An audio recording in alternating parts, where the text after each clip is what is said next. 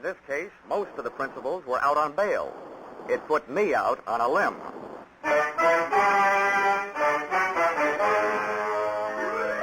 This is another in the adventures of America's fabulous freelance insurance investigator, Johnny Dollar, starring Charles Russell. At insurance investigation, Johnny Dollar is just an expert. At making out his expense account, he's an absolute genius.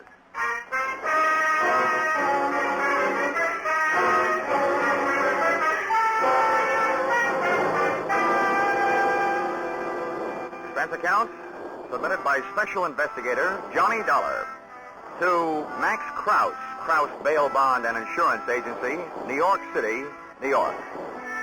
The following is an accounting of my expenditures during my investigation of two of your clients, or witness. Who's got the witness?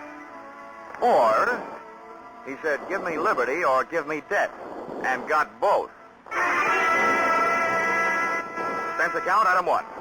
$1, 1 cigar, to replace the asphyxiating stogie you were smoking when you arrived, unannounced, at my Hartford apartment door. My name is Max Krause. Here's my card. Krause Bail Bond Insurance Agency, State, Federal, and Immigration. All forms of surety bonds and insurance. Got it? Yeah, I got it. Well, I got a job for you to the tune of saving me $50,000. Okay, you can come in. But you'll have to tie up that cigar outside. What's that? Here, better yet, give it to me. Hey. Thanks. Come on in.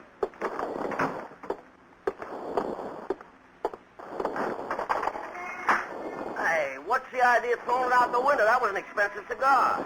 Oh, can you think of a better way to get rid of it? It was killing me. Here, have one of these. Oh, wow. Well, not the quality I'm used to, you understand, but much obliged. Forget it. They were a gift. Maybe I won't even charge you for it, if I go to work for you. Well, shall we find out if I will or not? Sit down. What do you know about Leo Persino? Just what I read in the paper. Did you put up his bail? I wish I had. Well, the bonds I put up were for 2 prosecution witnesses. Know what I mean? Yeah. They either took a run out, jumped from one of the bridges, or some of Leo's men put them out of the way. Get me? Vaguely. They're gone. Yeah, that's right. And unless I can prove they're dead or find them, you understand, before the trial, which is a week from today, I forfeit the $50,000. 25 apiece. See my problem? Yeah. Tell me something, Mr. Krause. Why'd you come to me? I'll tell you why. To the police, these witnesses are only 2 names on a long list of missing persons. You up with me? Yeah. Now, and as for private detectives, I could never be sure that one wouldn't make a deal with Persino and make more money not finding them than I'd be paying to find them. Get the point? Yeah. Well, what makes you think you can trust me? Oh, well, you were mentioned by one of the insurance companies I sell for. They tell me that you're straight, except for padding your expenses here and there. Hey, now, that's an insult. What's a little padding? I used to do the same with my old man when I was in grade school. That's kid stuff. You'll find out. What's that? I said I'll find out what I can. Who are these lost, strayed, or stolen witnesses? Nippy Cochran is one. Real name is Glenn. You hear? Glenn. Yeah. The other is Dan Patterson. I got their addresses, next to kin, you know what I mean? What else do you need? A big fat retainer, about $2,500. Ah, that's pretty steep. I've only got $1,000 with me. It just so happens that I'm a grand person to do business with, Mr. Krause. I'll take the 1,000.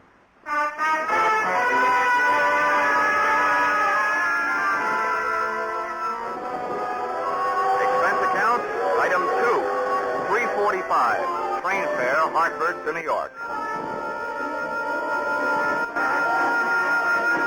high wind and I hit the big city at the same time, 4 p.m. to be exact. So I set storm canvas and tanked crosstown toward 81st, between Madison and 5th.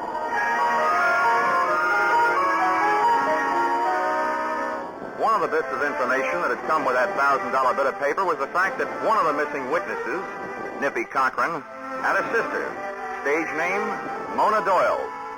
She'd been born in Hell's Kitchen, and she'd worked out her own little recipe consisting of brains, beauty, and cheesecake to cook up her own version of heaven on earth, including angels, Broadway type.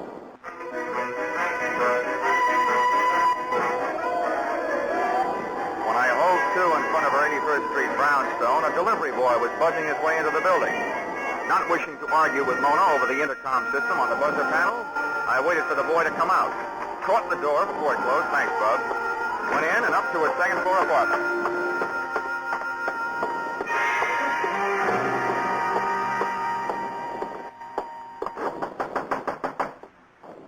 Yes? Who is it? My name is Dollar. You don't know me, but I have some news about your brother. Oh? Just a second, I'll let you in. Come in. Thanks. What's this news you have about Nippy? Oh, the guy who put up bail for him, Max Krause, has hired an insurance investigator to look for him. Oh? Well, what am I supposed to do about that? Ask me to sit down. I'm the investigator. Well, you're awfully clever, aren't you? No, I hire a couple of radio writers to work these things out for me. Well, please do sit down. Thank you. Why did you do it this way? Did you think I'd let you in if I knew what you were? Well, lots of people are allergic to what I am. Well, I'm not. That helps. Do you know where your brother is, Miss Doyle? No. Now, could I fix you a drink? Does that mean that this is the end of our little discussion? Mr. Dollar, I don't know where Nippy is, believe that or not. I haven't seen much of him the last few years. He doesn't approve of me, and I don't approve of him. But that doesn't make any difference. What does is that if I did know where you could find him, I wouldn't tell you. I don't hate him enough to kill him that way. That way? Are you holding out for a choice? Hey, That was a nasty thing to say. well, that slap you handed me ought to make us even. God. Don't you know what would happen if you found Nippy and brought him back? Well, I've heard that Leo Porcina has some quaint habits with people he doesn't want around. Something about wrapping their feet in a concrete block and lowering them into any handy river. But the law will give him protection until after the trial. What difference would that make? Even if Leo were convicted, don't you think he'd leave orders behind to take care of Nippy? Well, that could probably be worked out, too. Well, look, I wasn't hired to worry about that. I was hired to find your brother so my client won't lose his money. Well... Oh, this is a lousy way for two people to meet, isn't it? I wish it were different. What's that supposed to mean? I'd like to ask you again to have a drink with me. That wind has my nerves jumping. And you haven't helped. Be a good guy, won't you? With what she had to back up that invitation, I defy any guy, good or bad, to come up with anything but an acceptance. Unless he was crowded 70, and had a car double parked outside, and was married to a suspicious wife, who was waiting in the car. So, I stayed, and we learned to know one another. 20 minutes later, we were close friends. I knew it had to end, and it did.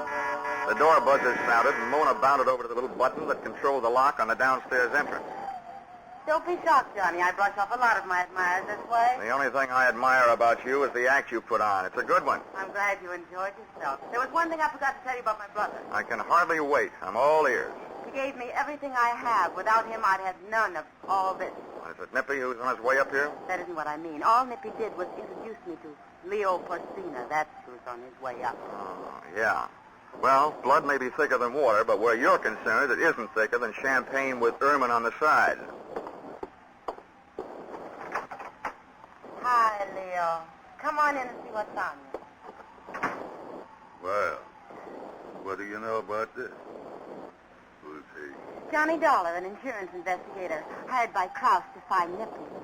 Well, it's interesting. Yes, it is. Oh, boy. What are you going to say for yourself? Matter Harry there said everything there is to say. Except that I'm also looking for the other missing witness, Dan Patterson. Yeah, I assume that. Very apt, Mr. Dollar, that we should meet this way. Two men interested in the same subject. The subject was more interesting before you came in. I'll ignore that. Natural, what I meant was that I, too, am quite anxious to find Nippy and Patty. Can I mix you a drink, Leo? No, leave us alone, Mona. Go in the bedroom. All right, Leo. And close the door, please. Now, man-to-man, Dollar, how do you propose to go about finding Nippy and Patterson? What would you suggest, Porcina? Dragging the rivers? Now, see here, Dollar, there's no need to take such a pessimistic view. I realize that an unfriendly press has endowed me with a reputation for violence, but I don't deserve it. I hope you aren't bucking to be canonized. That's a picture, isn't it? St. Leo Porcina. Saint. Quite a sense of humor, Dollar. But my motives are honorable. I'm not afraid of the testimony of those two men. I want them back because their disappearance makes it look bad for me. It's the kind of thing that sways public opinion. I got nothing against them. I'll believe that when I see the three of you enjoying a nice friendly game of billiards. Well, have it your own way. I thought we could form a combination, you and me, to find the boys, but a combination's no good if I trust you and you don't trust me. Go ahead, Dollar. Bullet through alone. And good luck to you. Thanks, Leo. I've enjoyed your pack of lies no end.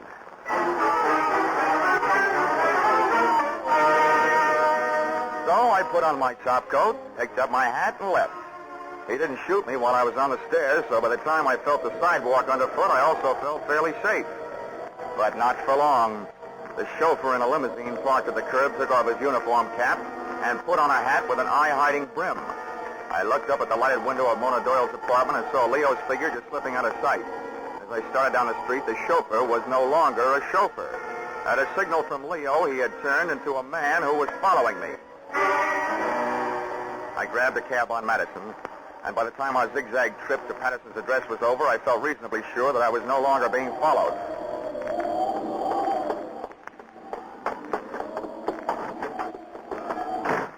The hall was like a mine shaft and smelled worse. 4 doors down on the right, I found the number of Patterson's apartment. Come on in. The man who bid me enter was still wearing the hat with the eye-hiding brim. But something new had been added to his right hand, .45 caliber. Leo Porcina's chauffeur hadn't followed me to Patterson's address. He beat me there. Close the door. I don't like to ask foolish questions, but what are you doing here? I live here. Or I did. Oh, Patterson. Oh, great. I'm looking for you, and the way I do it is to try and get away from you. Look, take the little of your right hand, will you? I want to talk to you. Sure, but not here. Let's go someplace. For me, that someplace was out. But before I got there, I had time to pass myself a question. What better place for a missing witness to hide than the employ of the guy he was supposed to testify against? Then I found a hiding place of my own. It was nice and dark, but the only person I was hiding from was me, Johnny Dollar, America's fabulous insurance investigator. Fabulous indeed.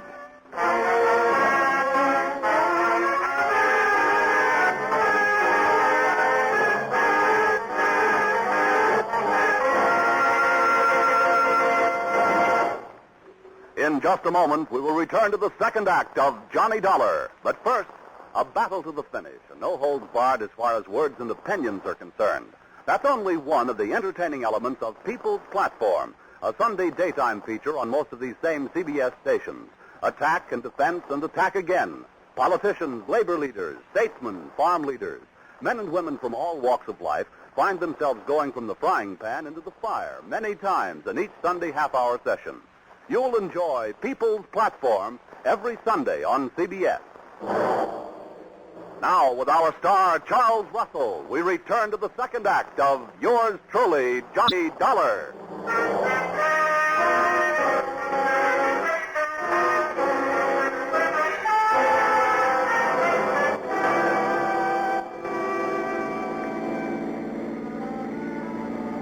When my brain started the trip back from unconsciousness, I thought at first I had passed out in one of the tunnels. The air, what there was of it, was thick with the smell of burned gasoline. It was still dark, and it seemed like cars were going past me without headlights. Then I noticed that the tunnel was moving. It took me a long time to figure out that meant it wasn't a tunnel. It was a car, and I was on the floor in the back seat with a blanket covering me. It took two hands and all my strength, but I managed to lift the blanket away from my face. The first thing I saw was one of those old-fashioned speaking tubes that sometimes they use between a limousine's rear and driver's seat. It was hanging down, the mouthpiece a few inches from my head. But what was coming out of it was not noise, but that smell of burned gasoline, carbon monoxide. I didn't have to try them to know that all the doors were locked from the outside and that all the glass was unbreakable. From there, it took me only one short mental step to realize that speaking tube was connected to the exhaust pipe, and I was in the process of being executed in laughing Leo Porcina's private gas chamber. There's nothing so exhilarating as being slapped in the face with death. I wrestled a handkerchief out of my breast pocket, twisted it up into a stopper, jammed it into the tube, and clamped my hand over the mouthpiece. It didn't help the air any, but at least it wasn't getting any worse. Then I settled back to wait, trying not to breathe.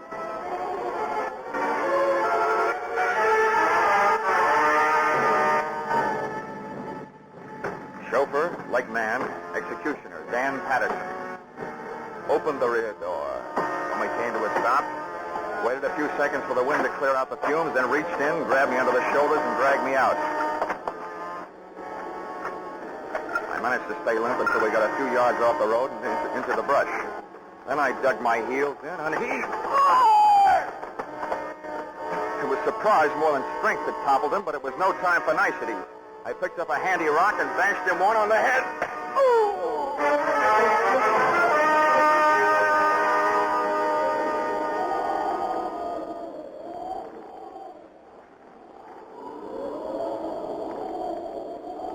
Oh, come on, Danny boy, get with it. You'll catch your death of cold lying on this damp ground. Oh, $1. Yeah, $1, which probably makes you feel like 2 cents. Listen, I couldn't help what I did. But Leo, it's either do what he tells you to or get it done to you. Oh, save that pitch for the jury, will you? I want some answers. First, where are we? In New Jersey, about 40 minutes south from the city. Listen, give me a break. I'll help you all I can. I ought to break your head. And save your time and effort. There's nothing in that shoulder holster your hand is moving for. I've got it. Now, do I use it or do you tell me where Nippy Cochran is? I don't know. I swear I don't. You gotta believe that. If I knew, I'd sell the information to Leo for plenty. He wants him bad. Yeah, dream boy. I'll just bet you would. Okay, get up. Wait a minute. What are you going to do? I was hired to find you, and I found you. And now I'm going to put you away where you'll keep. Come on, get up. Listen, maybe I do know where Nippy is. Why don't you and me? Patterson, I'll have to stop you. I didn't want to fire, but I had to, and fast in the darkness. Aim was next to impossible, but I shot low. I guess it takes more lead than I threw into him to kill a guy who's so full of mental poison. Patterson was alive when I got to him, and alive and conscious when I left him in the hands of the nearest police doctor. Score, 1 up. 1 witness found and 1 still missing. Expense account, item 4, 50 cents. Toll paid to get Leo Porcina's lethal limousine across the George Washington Bridge and back into New York City. Expense account item 5, 5 cents. Phone call soon after I got there.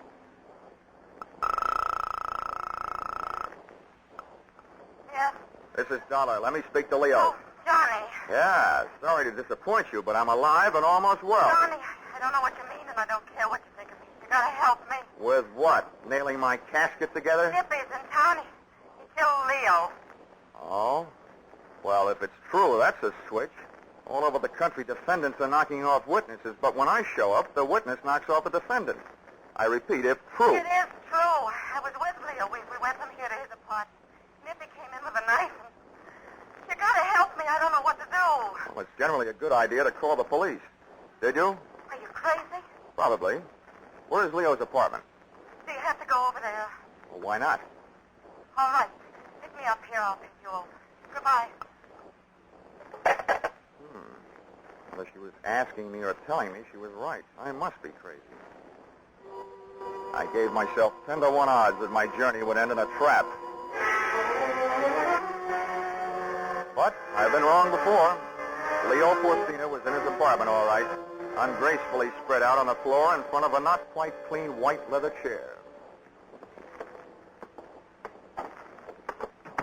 he is. What are you going to do? Knife wound, left side of chest. No signs of struggle. Where were you? I was in the other room. You didn't see it happen? No, I hardly heard anything. I didn't even hear Nippy come in. The radio was on. I heard a mumble of voices that didn't mean anything. And then Leo screamed, Nippy. I ran in then, and Leo was just falling, and Nippy was watching him go down. I wish I knew whether you were bawling because you're grief-stricken or because you're scared. I wish I knew a lot of things about you. Now, come on. Let's go back to your place. And maybe I can find out.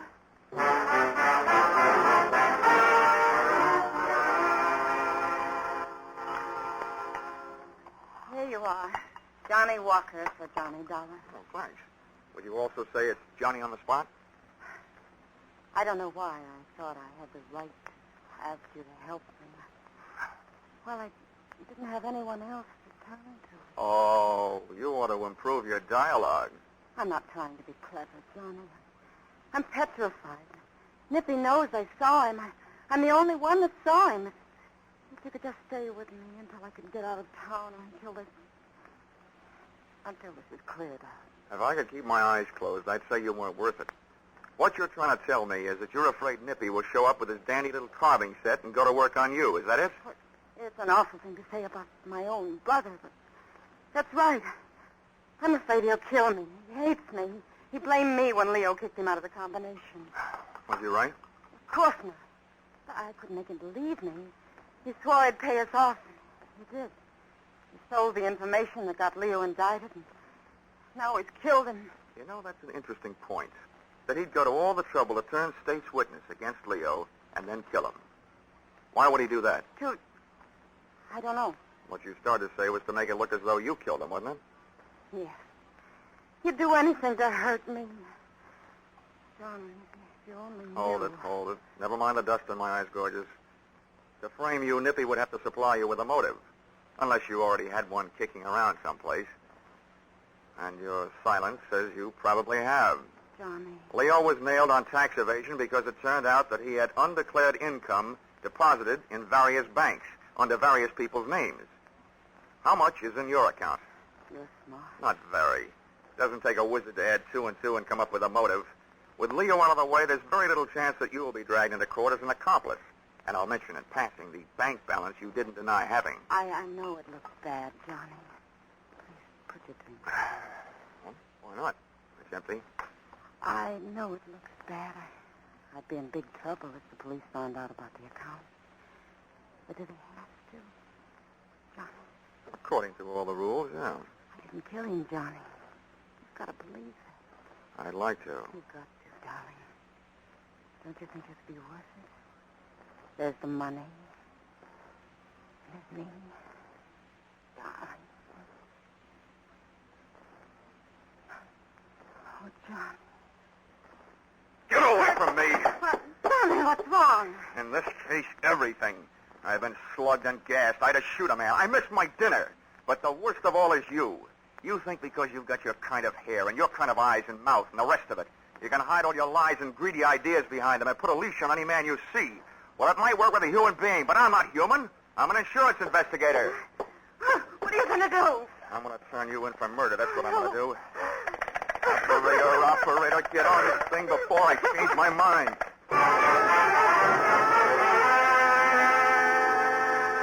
Mona didn't really turn on the tears until 2 men from homicide took her and tucked her into a squad car. And I didn't warm up to my story until the press arrived.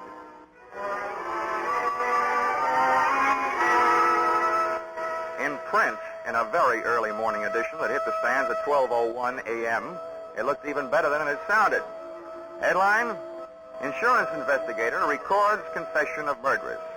Lead, Police, late last night, booked Mona Doyle for the murder of Leo Porcino, racket boss. In an exclusive statement, Johnny Dollar, Hartford, said he was able to record the voluntary confession of the shapely knife killer by means of a tape recorder and a microphone concealed beneath a sofa, thus lifting the suspicion from her brother, Glenn Nippy Cochran, who has been sought for the slaying. The wind was dying, and so was I by the time I got back to my hotel. after making one stop at an all-night drugstore for expense account item 7, $1.79 adhesive tape, which might be classified as an odd item, since I didn't, as yet, have any broken bones.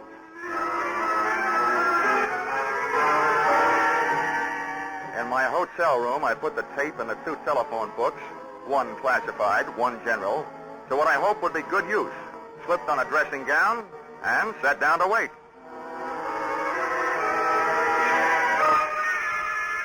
An hour and 10 minutes later, it turned out that I'd waited long enough. Yes? Who is it? A telegram. Well, you can't say much for his originality. Wait a second. I'll slip on a robe. Okay, Dollar, get back in the room. This is hardly the way to deliver a telegram, is it? I've got a message for you, all right, but it's not in an envelope. I'm Nippy Cochran. Well, hello, Nippy Cochran. That confession you coaxed out of my sister isn't what the tape is recorded on. It's phony. The police seem to like it. And nuts. I killed Leo Porcino. Oh, that's your story, and it could be phony. Look, I'll tell you why the police like Mona's better. Huh? Leo died from a knife wound in the left part of his chest. There were no signs of a struggle. That means he was probably killed by somebody who just walked up to him and pushed. Someone he trusted, a friend. That doesn't fit you, but it fits your sister. I've got the answer to that. It says in the paper that confession of hers lifted the finger off me. The least I can do is take it off her. And you know how that's done. It's a little late for guesswork, Well, Nippy. like killing the same way with the same knife while she's alibied by the police, that'll clear her. What's it going to do to you? And if you get close to me, you can believe me, there's going to be signs of struggle this time. I don't have to get close to you.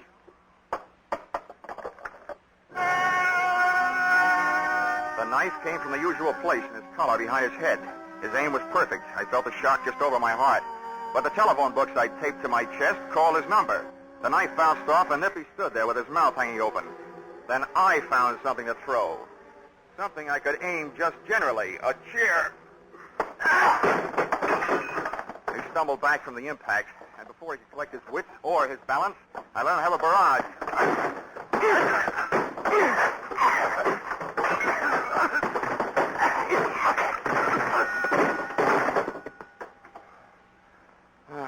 I should have known. A bail bondsman doesn't know the right people.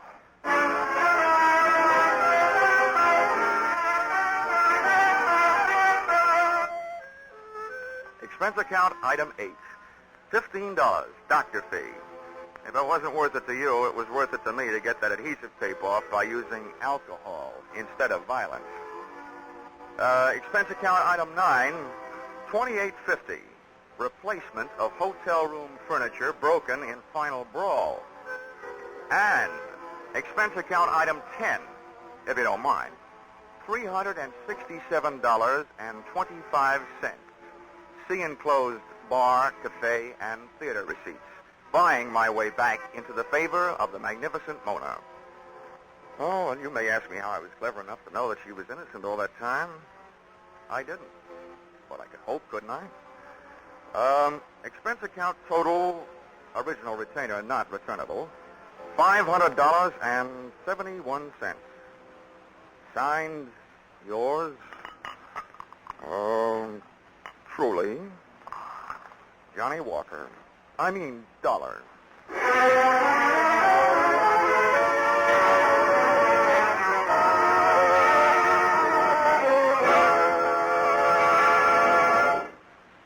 Yours truly, Johnny Dollar, is produced and directed by Gordon T. Hughes and stars Charles Russell. Script by Paul Dudley and Gil Dowd. Featured in the cast were Ed Max, Paul Dubov, Sidney Miller, Jim Nusser, and Georgia Ellis. The special music is written and conducted by Wilbur Hatch.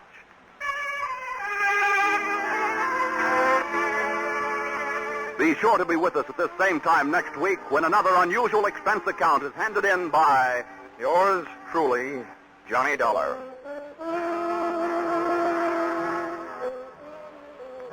It's fascinating, it's challenging, it's something unusual in radio fare. Yes, that's what folks are saying about CBS's popular Sunday program, Invitation to Learning. You'll renew old acquaintances in literature. You'll make some exciting new ones when you make a Sunday afternoon listening habit of CBS's Invitation to Learning. Remember the time every Sunday afternoon over most of these CBS stations. Stay tuned now for Vaughn Monroe and his Caravan. They follow immediately over most of these CBS stations. Paul Masterson speaking. This is CBS, the Columbia Broadcasting System.